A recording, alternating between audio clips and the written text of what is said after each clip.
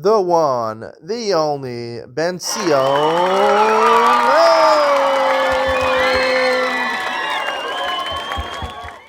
Good afternoon and welcome to Yeshiva YouTube, Iyun with Benzion. Today's daf is Benzion Gittin daf Mem Aleph. There's a famous question that the Tosfos and other Rishonim have over here in our Mishnah. The Mishnah starts on Mem Aleph, goes to Mem Aleph and Beis. Talk about a case where you have an Eved that has two owners. One owner freed him and the other owner did not free him. So Beis says he works one day for himself, one day for his master. Beis Shammai says this is a different problem. He can't marry anybody. He can't marry a Shevach Hananias because he's a Bein Chorin.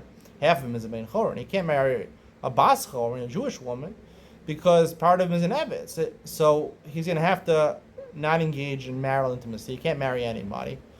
And the Mishnah says, "Lo nivra olam el lepirav yerevia." The world is created for pirav yerevia. Shnei lo so lo shevet tzara. It says in the Nevi'im, it says in the Navi, which in Yeshaya, lo so lo shevet. The world was not created for nothingness. It was created to be settled. And this Eved can't settle the world like this. So therefore, the halacha is we force the other master to free him, and the Eved pays back half his worth. And even Beis Hillel agreed to Beis Shammai. Now, the question the Rishonim asked, Tosos here, L'Sobra, asked this question.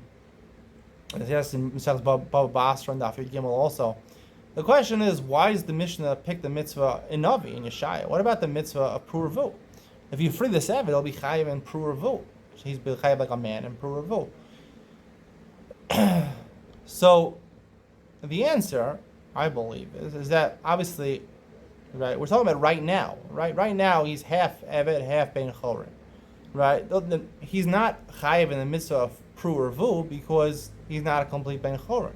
He's not like a man, he's only chayiv like a woman. However, even while you're an Eved, right, whether you're an Eved or a Bein Chorin, a woman, right, if he's still an Eved, he's treated like a woman. But nonetheless, a woman has a chiyuv, even though a woman, the Gemara says, it's machlokes Rabbanan and Yochanan and Broka, we pass like the Rabbanan that a woman is not chayiv in Pru'Revu. Only a man is chayiv in Pru'Revu. We pass like Beis Hillel, a boy and a girl. That's mitzvah of Pru'Revu. A woman's not obligated in Pru'Revu, but it's very clear from some of the Gemaras in Yevamos that a woman is still obligated.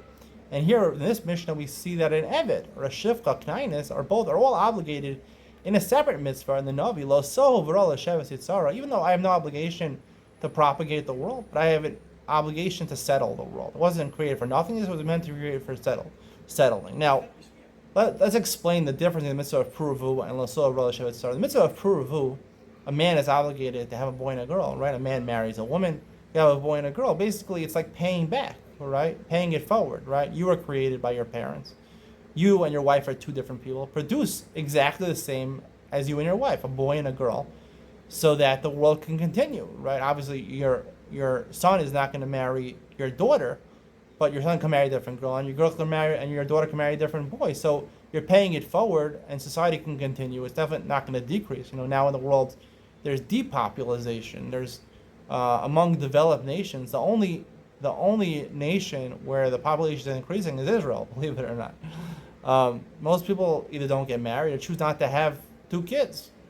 So, or 3 kids. 2 kids would just be equal. But at least the Torah says be equal. Pay it forward. Whatever brought you here, you're 2 people, you and your wife, make sure you leave this world with 2 progeny, a boy and a girl.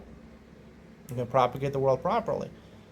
A woman has no obligation to do that. She's not mechuyev in mitzvos. She's not, like the Gemara says, that it's part of Pru'Revu, or duas arz v'kif shua. Part of the mitzvah of Pru'Revu is part of conquest of the world. Women don't do conquest. They don't fight in wars. They don't compete against each other. Women associate, men compete. So part of the mitzvah of Pru'Revu is to propagate, but also to, basically to make a stand for yourself in this world. Make make a legacy for yourself. That's what the mitzvah of Pru'Revu is about, right? That you kept the world going. You have a legacy. Part of it is a legacy. Women are not interested in a legacy. Most women or not care about their legacies. They care just by they're happier women, having a family, raising their family, which makes a person happier, which is the truth. Women are happier than men, I think, in general.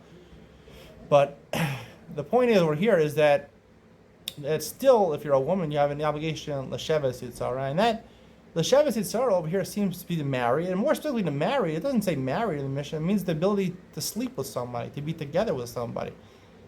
When you talk about yeshivas ha'olam, settling a country, settling in the world, settle down, that really means the ability to have marital intimacy. That's what the whole world is about.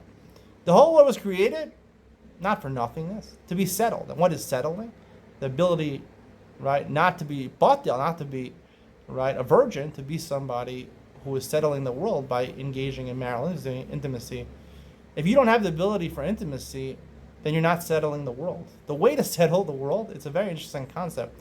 The way to settle the world is to engage in marital intimacy. When you engage in marital intimacy, you have settled the world. A community is built on people who are married, with families, who join the community, who settle that community. They settle it by building a house. And the main part of the marriage is not raising your kids or contributing to the chesed fund or going to shul or doing anything for your community. It's just going with your wife into the bedroom and having marital intimacy. That's called settling the world. That's the point of this world.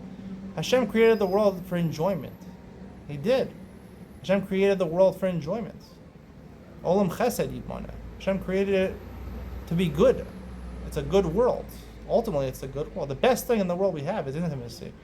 That's the truth. Obviously it's misused and people abuse it and do it in the wrong way. But if you do it in the right way, at the right time, it's the best thing we have in the world. It's the best enjoyment we have in this world. So, Yishuv Ha'olam, not going to yeshiva and sitting and learning, but going to yeshiva and getting married. You want to learn for a couple of years, it's okay. Make sure you have parnasa afterwards.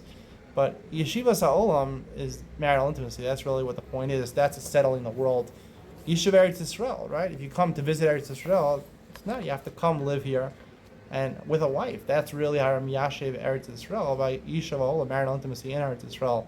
That's the ultimate fulfillment of the Torah. I hope you enjoyed today's shir. See you in the next one.